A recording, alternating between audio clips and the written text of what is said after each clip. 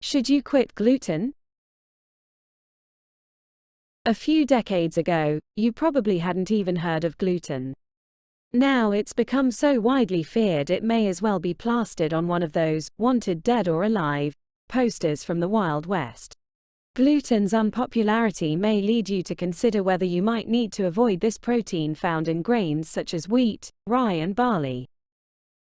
But before you go there, you should know that a gluten-free diet isn't necessarily a healthy one.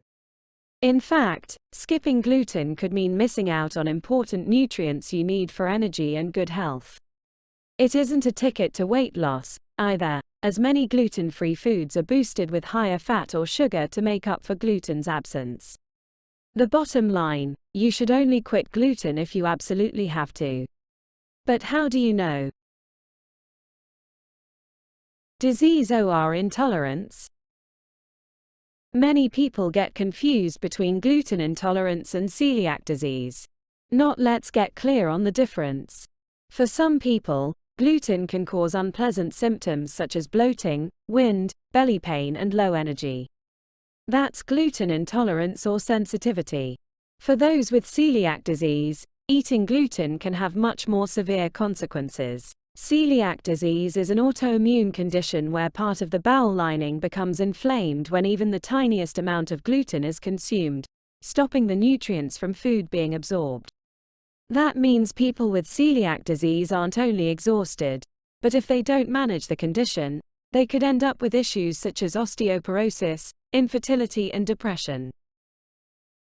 In short, celiac disease is much more serious than gluten intolerance because it damages the gut and triggers an immune response. With celiac disease, a strict gluten-free diet needs to be followed.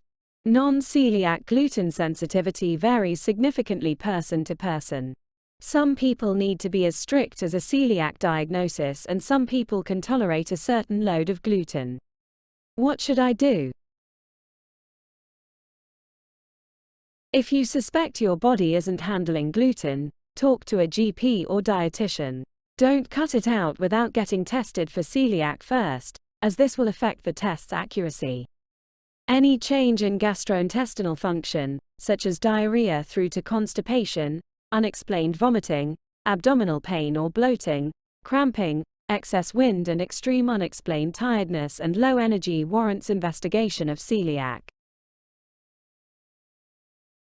There aren't any reliable tests for gluten sensitivity.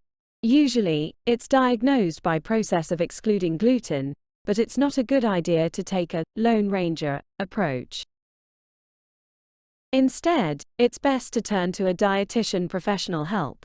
And if you are diagnosed, you'll need expert advice to make sure you get enough B vitamins and minerals such as folate, iron and fiber in your diet. Gluten sensitivity, sometimes thought of as a wheat intolerance, is nowhere near as common as it seems.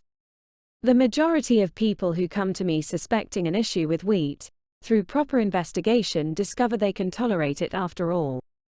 Cutting out any food group without an expert's guidance can also affect your overall relationship with food and have a greater impact on your lifestyle as a whole. It's not unusual for people to develop a level of anxiety or distress around food when it feels like so many foods are restricted. This can lead to a fear of certain food and impact social eating where people may choose not to eat out. This becomes a slippery slope to an unhealthy relationship with food and body.